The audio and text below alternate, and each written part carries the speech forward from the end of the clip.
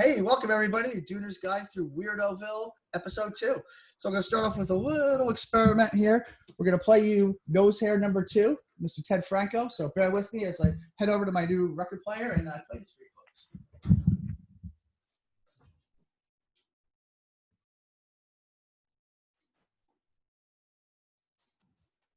Dead air, dead air, dead air, dead air, dead air. Oh, it's coming, baby. It's coming. I see it. Don't hear it, but I see it.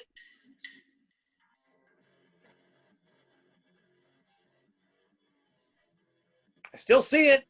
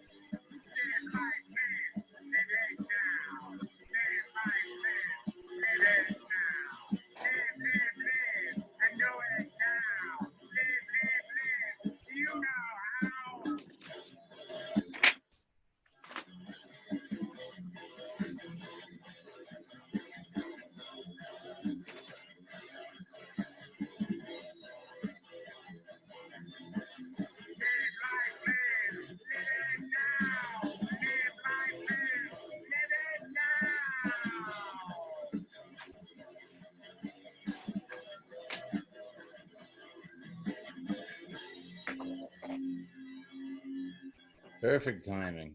All right, Mr. Ted Franco, Nose Hair number 2. So that was about as lo-fi as I think I could have made that. Let me take that and come out here. All right, guys. Does it say where that was recorded? It does. Let's see. Recorded at Noise, New York by Ira Heaps. Yeah, because that was 8-track. So I mean that was done at Noise New York. That was Kramer from Jimmy Disc. That was his studio setup. So it was we 10 just vocals. Jim on Les Paul. Who was Jim on Les Paul? That's me. That's you. Oh boy, I thought I had a feeling.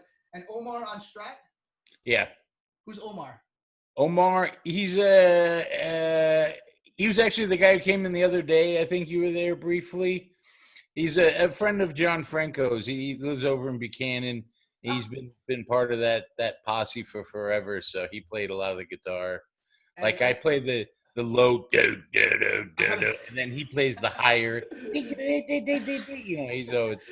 You could actually tell us apart on the record. That makes sense. Once I saw it, I thought that exactly. And Joey on Thunder can only be one thing, right? Yep. Mr. Joey I? Mr. Joey I, the one and only. And then John on bass is his son? Yeah. Wow, so cool. That's so Alan, do you know the story behind how Alan got to put this out? He loved Ted Franco. He just loved. I remember that when we had the Santa single at Platters, and Yeah. Joel loved them too. We all did. How could you not? Yeah, Joel. Alan came to a few of the shows, and he just said to John, "Hey, I want to do a single," and John was like, "Yeah, sure, no problem." Yeah, very cool. Well, I'm in love with Ted Franco. I think he's awesome. I remember loving him back in the day, and I'm really interested in this album. It's in the can that we got to dig out from John. That you and Joey were talking about. So Malcolm, any thoughts on Mr. Ted Franco? Ted Franco was completely and utterly legit. He was for real. Love the guy. His Christmas 45 gets play every single year on my Christmas show on WNHU in West Haven. That's the one. Santa Beer Reindeer is the kick hit to click by Ted Franco. I never, ever do a Christmas show on the radio without playing that one. That is one of the best Christmas songs ever written. Absolutely. Well, we're going to get a lot more people listening to Ted over the next weeks and months because I'm fired up about him, and he's a lot of fun. Good spirit. The YouTube out there, Shoot My Boss, is phenomenal. I've shared that on my YouTube, so check that out if you haven't seen it. And the single I played, which came through crystal clear, I'm sure. I have these available if anybody needs them. You can have them for a couple bucks. So, get in touch with me, or Jim or Malcolm. We all have them. So lots of Ted to go around. That was Nose Hair 2, which is really the first Nose Hair actual vinyl release. Jim Malcolm and I have some work to do to figure out what Alan was thinking about 01, if it was something that never happened, or if it was a tape, maybe a tape release or something like that. I haven't found anything in the documentation. It all starts at Nose Hair 2. Then it goes to Nose Hair 3, which Skin Crawler. We'll be talking about Skin Crawler next week. Got a lot of Skin Crawler records. So Nose Hair 2, it's really Nose Hair started with this Ted Franco record, right? So like Jim said, Alan was just a big fan. Ted was in Buchanan, right, where the store is now, Jim, in that area, which I think John still is in that area. Yeah, John still is there, yep. So I haven't met John yet. Can't wait to meet him. Tell him how much I love his dad, and then see what we can do about keeping the spirit alive and maybe getting some of those tunes out and on vinyl and in people's hands and in their ears. So that's my bit on Nose Hair for this week. We'll be talking about Ted a lot. He's kind of the flagship artist, and on Holy Swell maybe, but we'll talk more about that next week. So let's move out of Nose Hair land in Patterson and drive down south to Yonkers, or I guess you were Yonkers, right, at this point, right? Beginnings in Noiseville, Jim? Yonkers was, that's where it all started. Right, so we talked Swell last week, all right? We talked Pocket Fisherman last week, right? Your first release? Pocket Fisherman, yeah. So are you gonna go chronological? What do you want to talk about next? Oh, I don't care. You ask me. Well, so number 2, I believe, is this, no? Yep. Noiseville number 2? That was supposed to be first, but the record pressing plant was slow in getting those done, and the ones with the Pocket Fisherman were quick. So actually the Pocket Fisherman became number 1, and that was number 2 by default, just because I got them a few weeks earlier. But I mean, within like a 4-week period, I got the Pocket Fisherman, that single, and the Where the Wild Things Are album. Wow. All came out. Wow. And yeah, we haven't really even delved into it. I played a little clip of the Where the Wild Things Are at the beginning of the last podcast, but I have so much to talk about when it comes to that. Wow, that must have been a crazy week for you, right? So you're just getting going, and you have 3 singles, and then this powerhouse of a compilation album coming out. Yeah, the 2 singles and because the Unholy Swill single, I never intended to sell them. I never intended to get them out there. I made the record. That's why I made the smallest amount I could. I made 300. That's actually the second printing or third printing. I'm not sure. And did this come before War Pigs, the War Pigs single, or no? Yeah, this was before War Pigs. Yeah, War Pigs was later on. Okay. And I didn't intend it to be sold. I just wanted to do, have a record, just to say, oh, look, here's my record. It's bad. Here you go.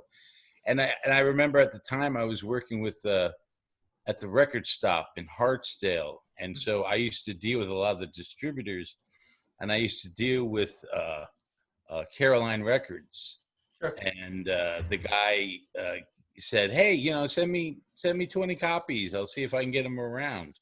So I was like, okay. So I sent him 20 copies, and I'm like, wow, Caroline Records is carrying the Unholy Swill single. This is pretty cool. He calls me a week later, and he says, I need the entire pressing. Wow. I need all of them. He says a few stores in Europe got copies and they're freaking out and they want to buy the whole pressing. Of this record. So I had to send him the rest of the pressing to, because there were these stores in Europe that wanted to buy them. And, the rest was. So let's get to history, Jim. How many pressings? Do you remember the colors and the pressings? I know you gave me the. The first one was with the hand painted cover because I screwed that up pretty badly. So I just, had to go with something quick. So I just sat there and painted them all, with some kids finger painting and just did the covers. I was supposed to have a stencil, but the stencil kept breaking and falling apart. So that wasn't fun. So this says 290 black wax with painted covers, 90 on yellow wax with hand painted covers, 5 yellow, 5 black, and 5 test pressings were made with fell covers and number edition 15. Yeah. I was trying to buy felt. I wanted to have a felt record cover and paint on it, but the felt cost too much money, so I only bought it for 15 covers. So reissued years later, 50 copies on burgundy wax. I think that's what this is, right? Yeah. With a special cover made for sale at Noiseville Festival at the Spiral Club in New York City. Oh yeah, see that's not that cover, so that's okay. Another 2000 on burgundy wax with a different cover, pink or blue. So this is the blue one. Were made. Unholy Swell did not have a name until months before the 7-inch came out, even though they were goofing around for almost 3 years. The first song was "Satan's in My Soul." The lyrics were "Satan's in my soul, eating a jelly roll. It tastes good, like a jelly roll should." Yeah. That was my friend Warren. That was his. The band was me, Warren, and his pal John on bass, and I believe there was someone else. Yeah, it's kind of a blur, when we said, "Hey, let's just make a band and make a record," and just whoever was hanging around that night, they were in the band for. Here we go. We go out, get wasted, talk about doing it, write songs, and try and get together with amps to play. Problem is, every time it was about to happen, people would wuss out because it was way too stupid. It all fell apart a few months before the 7-inch came out. I believe it was early June. When Warren went into rehab, John vanished, leaving me. So I said, fuck it, I'll do it myself.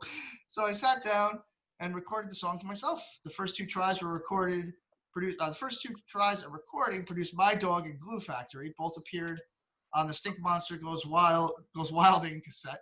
Noiseville -1. What's that about? There's a demo tape.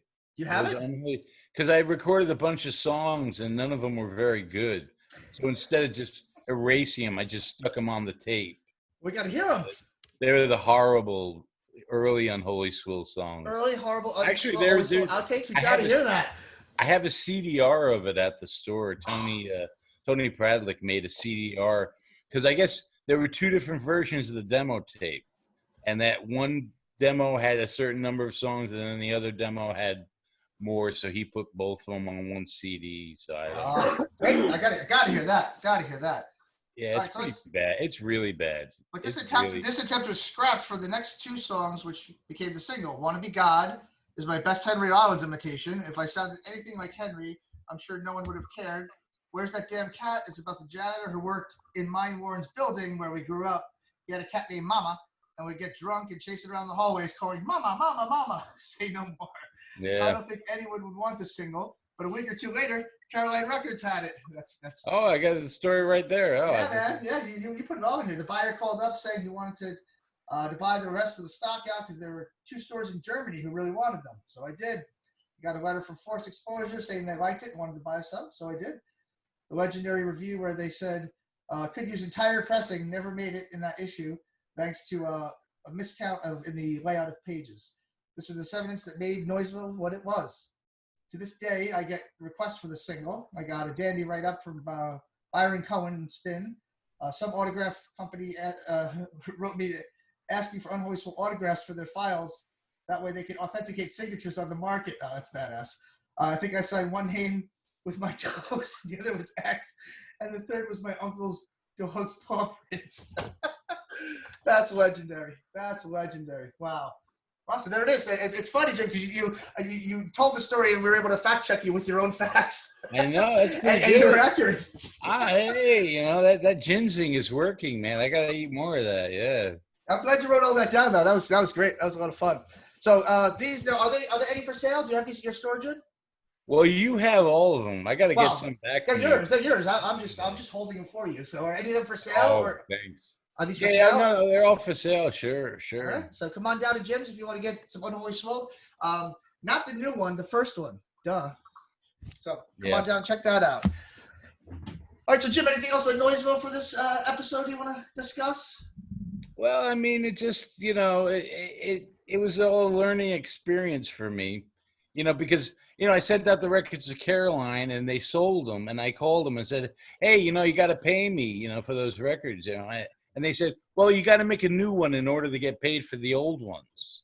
Because then they have you by the short and hairies at that point, yeah. You had to keep making records in order to get paid. So it was just like they kind of forced me into a box. So I had to start a record label, and it just went from there. But it was, I had fun because it was always a lot of fun looking for bands and having bands come up to you and ask if you would put out their record and stuff. It was always, it was fun.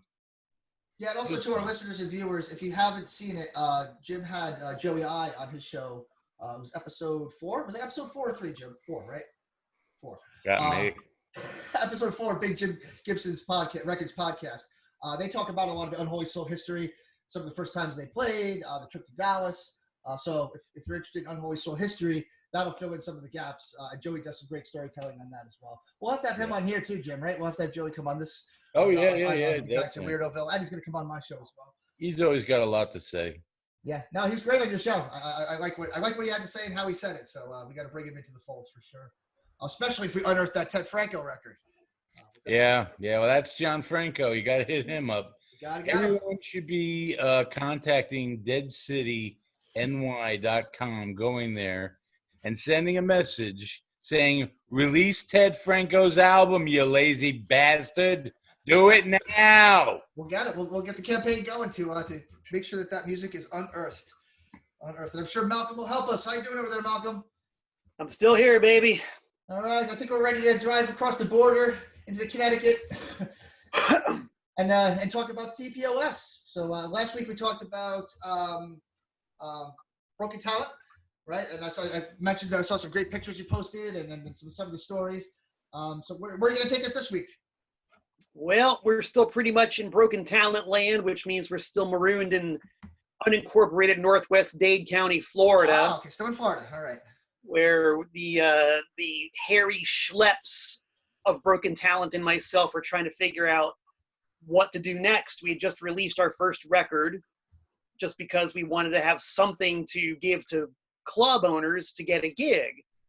And it was probably, maybe there could be arguments that the Unholy Swell record was the worst record ever released, but maybe the Broken Talent record was the worst record ever released. I don't know. We're going to leave that to the pundits to figure out. We might have to have a poll. We'll have a poll in a few months once we reacclimate people with these with the music.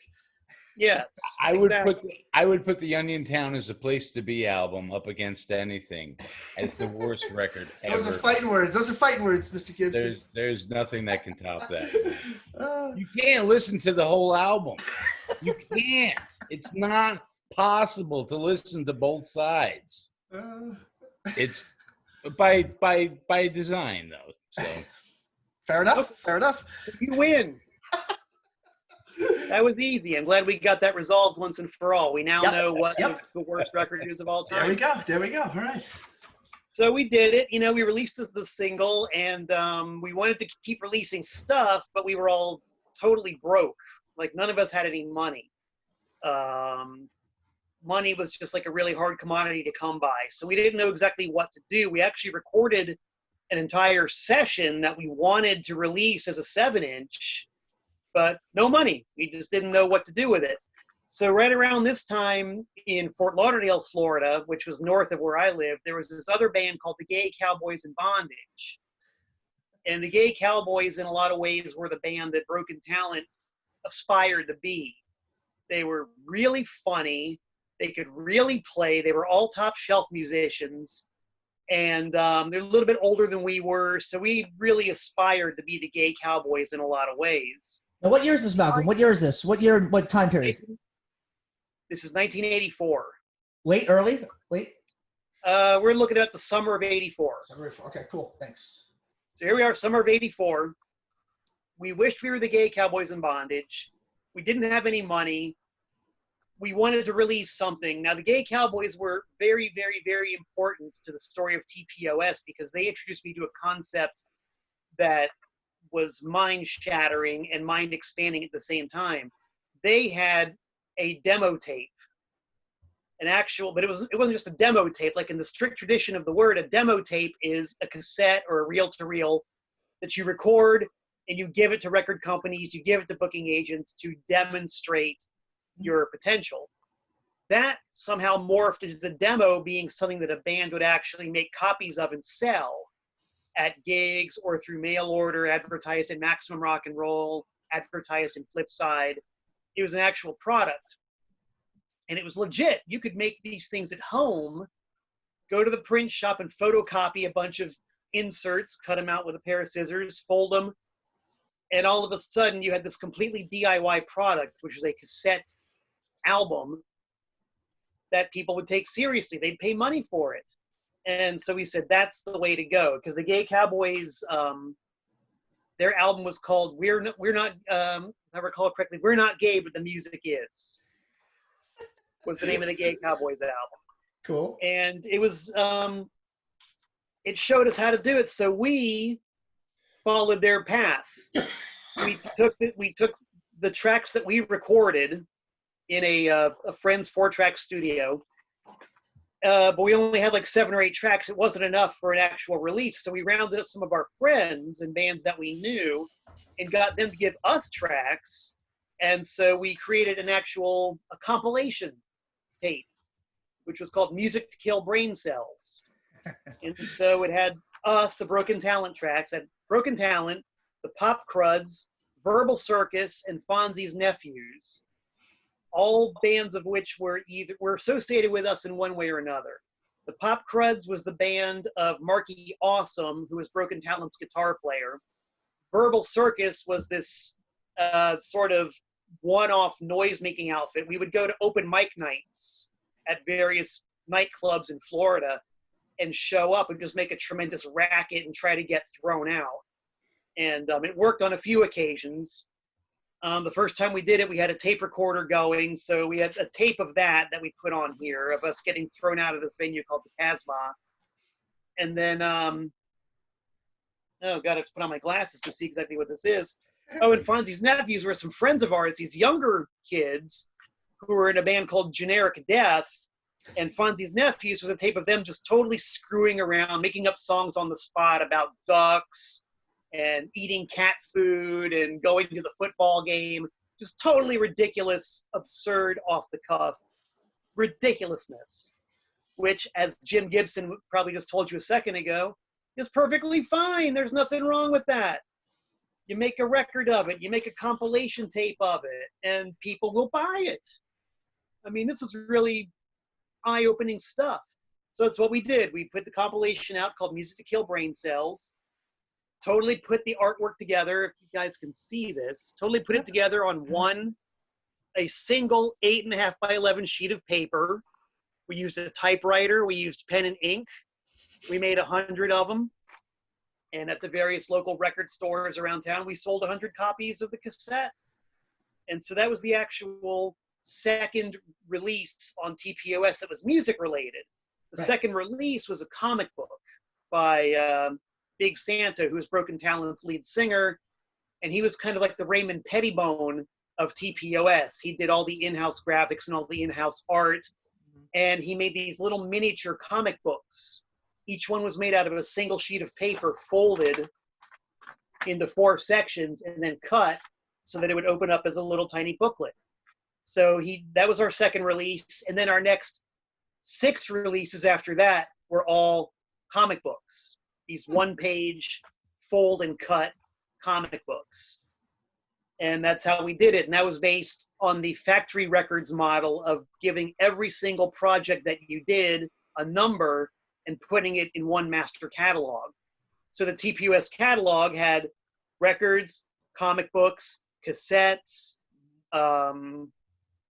just whatever we were cranking out at the moment. It was all under one umbrella of TPOS, whether it was music or not. And so that's how the first 10 releases went. One record, a comic book, a cassette, and then a bunch of comic books after that before we did our next cassette. So And that was all in the summer of '84. You sold all the cassettes. You said 100, right? Do you have one that you kept or no? Well, that's the thing. I've kept everything in TPOS, almost everything in print since day one. So we made the 100 cassettes, and the first issue where each one was numbered. So we did 100 numbered cassettes, and then we kind of thought that was it. We figured nobody was interested anymore. We sold our 100, and that was going to be the end of it. But as Jim alluded to a minute ago, people continued to express interest. They kept wanting the damn thing. So we kept making them, only now they weren't numbered anymore. They were just a regular issue. And so for the past 36 years, one way or another, that cassette has been in print. And you can actually go, like on Discogs right now, you look up TPOS, that's T-P, that's T-P-O-S on Discogs. Almost the entire TPOS catalog is up there in print and available for anybody who wants it. That's a lot awesome. of stuff's on Bandcamp. It's really amazing because we never thought that anybody was going to be interested in this stuff after a short period of time. But, you know, go figure, right? Here we are, Picture the choir down there. You know, 3 dozen years later, here we are talking about it. And every now and again, I'll open up my email in the morning and, you know, there's an order for a Music to Kill Brain Cells cassette. Every once in a while, somebody. I'm interested in it. Have you digitized? So you say it's on Bandcamp. Is that how you digitize it? You can get those songs on Bandcamp. Yeah. Everything's digitized. For the longest time, I was at total war with the CD format. I did not like the way that the major labels were trying to force people to buy CDs at the expense of vinyl. Right. And that's a whole story in its own right. And Jim knows all about that one because he was there too. Oh, I remember you not carrying CDs at the trash. I remember that. You know, you were not. Well, then eventually, the little case to the right when you walked in, there was some, right? You could get some, and there'd be cool ones like, you know, when Minor Threat put out their compilation, and you know, some things where Malcolm had to give in and had to service us, right, because we needed it. But eventually, I got tired of standing at the water line with my little pail and shovel, trying to shovel against the tide. I had to admit that CDs weren't going away. So, yeah. And also the marketplace kind of forced my hand because as time went on, getting into the 90s, people weren't even buying cassettes anymore. Yeah. They just wanted CDs. But luckily by that time, the CDR became a viable format. So I simply moved over to CDRs. Yeah. The exact same thing, handmade, homegrown, and the TPOS label shifted from cassettes to CDRs. And just to prove that there is nothing new under the sun, as time went on, people stopped buying CDs or CDRs, and I went back to cassette. You know, all I did. Go figure. Go figure. If you look in my office, over to my left, over to your right, I've got a file cabinet full of these manila envelopes or manila folders, and inside of each one is original artwork, sticker art, and copies that are ready to go in case somebody orders something. That's So awesome. when the market shifted back from CDs to cassettes, I just broke out the old manila folders again and said, oh, wow, look at that. I've still got all these inserts left over from 10 years ago. I'll just start cutting and folding again. And that's how it's gone. Like nothing ever went away. I never threw anything away. I kept it all, not really expecting to ever use it again, but kind of assuming that I would. Right. And so there you have it. Wow, that's great, man. That's great. I can't wait to hear some of those bands. A lot of it is really good. I mean, it again goes back to what Jim was saying earlier. Like, a lot of, like, some of it was done as a total piss take. Some of it was done just totally for fun. Some of it was done just to piss off club owners. But somehow it ended up being worth listening to. Because it was oral liberation. You were freeing the minds of those trapped within listening to the same crap over and over again, saying, there's a whole other world out there. So, Yeah. public service, you did your duty, my friend. We all did. That's what we were all doing, and it has really ended up being that sort of sense of duty. It's kind of like my duty to keep this stuff in print because people still want it. And there are still untold generations of people who have yet to hear it and have their minds expanded and blown the same way that our minds were blown, and Mike Muldoon's mind was blown, and all these people who were waiting for their genetic code to be unlocked by this ridiculous noise we were doing. It's great. And Yeah. I personally, I get a blast listening to this stuff every now and again. Like when I make the cassettes, I do them all one at a time on cassette decks. So I have to cue everything up, plug in the headphones to make sure it's still working and that the levels are okay. And I'll hear Fonzie's nephew singing, hop, hop, hop, I'm a kangaroo. Hop, hop, hop, with a out of tune guitar going wah, wah, wah in the background. And it still puts a smile on my face after 36 years. The time and a place. It's a time and a place it brings you back to, right? It's Yeah. And it's still good, and it's still worth listening to. And it brings me back to one of my favorite old maxims, and that is bad should not be confused with worthless. There's a big difference between bad music and worthless music. That's very interesting. Yeah. I agree. Worthless music, all you got to do is turn on any commercial radio station anywhere, and there's all the worthless music that you want that nobody's going to remember or care about in 36 hours. Let alone 36 years. Whereas Noiseville and Nosehair and I have got plenty of bad music that people are going to be talking about forever. There you go. Word up, man. I agree 100%. Hell yeah. Woo. Well, I know that, obviously you guys, like you said, unlocked my DNA back in the day. And, although I was a lot younger and not doing what you guys are doing, I'm happy to now on this end be able to really appreciate, like Nosehair and Noiseville and TPOS and try to use my platform now where I've come to try to bring it to new people, bring it to new ears. When Jim gave me all those records of Alan's, and it's like, it seems like a burden, right? All these hundreds and hundreds of records, and what are you going to do with them? Well, my goal now is to make sure a needle gets dropped on every one of those records, right? It's not about a money-making thing. It's about my buddy Alan Mack. He put his heart and soul into Nosehair, into these bands and these records to make these records for people to listen to.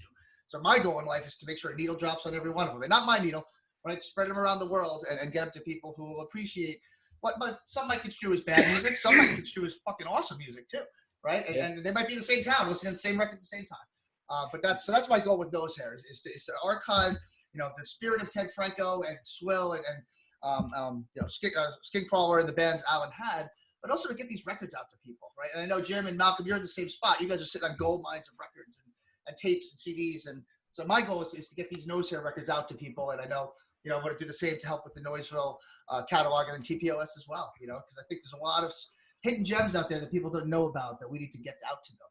That's why you're an enabler. We appreciate it. We need more enablers. That's it. When I first got the stuff from Alan's mom, I was just giving them away. Yeah. Just say, here, take it, check it out. Check it out. I did that with Noiseville too. So I just wanted to get rid of it. Well, that's what I'm doing now, right? So I'm selling some records on eBay, and I'm throwing in, Ted Franco records and things and people get replies. What the hell is this? Like, this is great.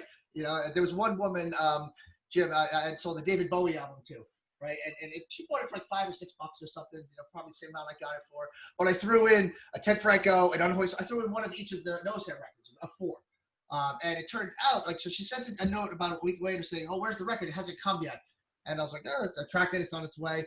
3 days later, she emails me. She goes, oh, the order, it arrived. It was for my niece. I'm trying to be the cool aunt. And she was so happy with all these extra records she got. She ordered David Bowie, and she got Ted Franco, on top of it. And she got Unholy Swell, So and the aunt was like, "Thank you so much." She's so lit up by it. So that's the kind of connection, Like you order David Bowie, and Ted Franco's knocking at your front door, telling you to live now. So that's where I'm at. Where, the spirit of it's got to come alive. It's not dead. It's very much alive. Punk rock's not dead. It might smell funny. Right? That's a variation on something you might have heard before. It always smelled funny. All right, guys. Well, this has been an awesome episode. Malcolm, anything else you got us through the first 10 TPOS of your mixed media catalog? It's available at Bandcamp and through you, right? Yep. I would like to take this opportunity to reiterate that yes, TPOS is still very much active and a live label. Our latest release is, oddly enough, the Malcolm Tent solo album, which is actually, it's not just me playing a bunch of songs. It's a 36-year career retrospective of many of the bands I've been in, including Broken Talent. It's got a track that I recorded with Devo's drummer. It's got a track that the Residents used for one of their albums. I'm currently the bass player for Anti-Scenes, so there's a track on there. I'm in a band with a couple of the Murder Junkies. It's a band called They Hate Us, so there's a track on there. And it's all exclusive, and I think it's pretty damn good, and I think you people really should buy as many of them as you possibly can. Just saying. It's on vinyl, CD, digital, everything, all. Yeah, it's a full length LP at the moment, and I'm working on getting the digital formats together. Awesome. So TPOS on Discogs, eBay, Facebook, all the usual suspect spots. You can find, as I said earlier, almost the entire catalog. It's there. So go if crazy. Anybody has any problems, get to it, come to me. I can definitely get you to Malcolm into his wares easily. He's an enabler. I'm an enabler. Absolutely. I'm here to enable TPOS in Noiseville and Nose Hair to every home and set of ears in the world. That's right. So, Mr. Gibson, any parting words from you for episode 2? No, not really. Not really. It's just, it all comes back to me slowly, but it starts making its way back in, Yeah. Little by little. Well, so Malcolm teased his latest release for TPOS. You told me about something that's coming on for Noiseville. Are we allowed to talk about that or not? Not yet. But soon. All right. Soon. There's something brewing. Something big brewing. So The suspense is killing me already, Jim. The suspense. Yep. And I got to say, it's out of brand. It's a little out of brand. I'll just say John Entwistle. Oh, he dropped it. It's out of brand, but it's so in brand at the same time. It's one of those yin yang, like balances of the cosmos things. So I'm excited about it. It's gonna be cool. I don't know what it is, but I like it already. Yeah, you're gonna love it, Malcolm. Yeah. Absolutely. You're gonna dig it. And for me, I guess my goal is now to get the Ted Franco album out, right? I mean, I guess it'd be either a nose hair release, but we got to hear that music one way or another. Yeah, we have to get him to mix it down. He hasn't even mixed it down yet. So I mean, it's been 27 years, and I play in the damn thing. I want to hear what I sound like. That's what Joey said. Joey messaged me on Facebook. He said he'd play drums on it too. He wants to hear it too. Let's get on it. We'll get on it. Get done. Get with it. That's right. Now's the time. Now is the time. That's right. All right. Well, thanks, everybody. Thanks for to Jim and Malcolm for coming on and taking the time to talk about TPOS in Noiseville. This is great. This has been fun so far. Let's keep it going next week, episode 3. I'm going to go dig into what the next release will be. You guys do the same, and we'll have a good time next week as well. Any questions about how to obtain any of this music, please look us up. Look me up. I'm an enabler, as Malcolm has coined me. So I'm here to help bring noise and bad and good music out to your ears. So look me up and hit me up and keep watching and let us know if you have any people you want on the show, anything you want to talk about related to these 3 labels. We're open. If there's anybody that's going to know about them, it's these 2 guys, and I'll work on Nose Hair. I'm getting there. All right, so have a great day, everybody, and we'll see you all next week. Over and out.